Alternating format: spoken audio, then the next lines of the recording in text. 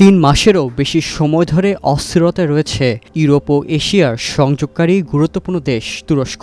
দেশটির রাজপথ, শিক্ষা প্রতিষ্ঠান এবং শহরের গুরুত্বপূর্ণ স্থানে প্রতিদিনই চলছে সরকার বিরোধী বিক্ষোভ। এই আন্দোলনের কেন্দ্রবিন্দুতে রয়েছে তুরস্কের তরুণ প্রজন্ম, বিশেষ করে 18 থেকে 29 বছর বয়সী জেনারেশন জেড নামে পরিচিত শিক্ষার্থীরা। বিক্ষোভের সূত্রপাত ঘটে চলতি বছরের 19 মার্চ, যখন ইস্তাম্বুল শহরে বিরোধী দলীয় নেতা এক্রেম ইমামোগলুকে গ্রেপ্তার করতে যায় পুলিশ। তখনই হাজার হাজার শিক্ষার্থী ও তরুণ রাস্তায় নেমে আসে। যদিও এই গ্রেপ্তারই একমাত্র কারণ নয়। আন্দোলনকারীরা অভিযোগ করছে, রাষ্ট্রীয় প্রতিষ্ঠানগুলোর উপর সরকারের অতিরিক্ত নিয়ন্ত্রণের কারণে তারা শিক্ষা, কর্মসংস্থান ও মত প্রকাশের স্বাধীনতার মতো মৌলিক অধিকার থেকেও বঞ্চিত হচ্ছে।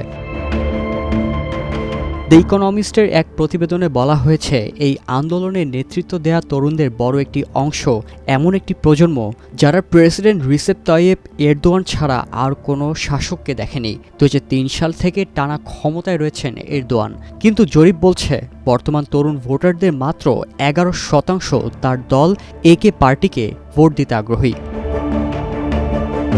এই তরুণদের সংগঠিত প্রতিবাদ এখন তুরস্কের রাজনৈতিক অঙ্গনে বড় প্রভাব ফেলছে।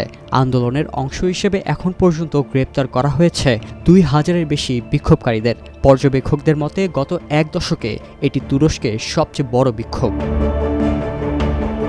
এদিকে সরকারের দমননীতি এখনও থেমে নেই। সর্বশেষ 26 মে দুর্নীতির অভিযোগে বিরোধী দল সিএইচপির একাধিক নেতা ও ব্যবসায়ী সহ 25 জনকে গ্রেপ্তার করা হয়েছে। এর আগে 13 মে একজন বিতর্কিত ইসলামপন্থী বক্তা সফরের প্রতিবাদ করায় গ্রেপ্তার করা হয় 6 জন শিক্ষার্থীকে। মে দিবসে আয়োজিত বিক্ষোভ থেকেও আটক করা হয় 4 শতাধিক কর্মীকে।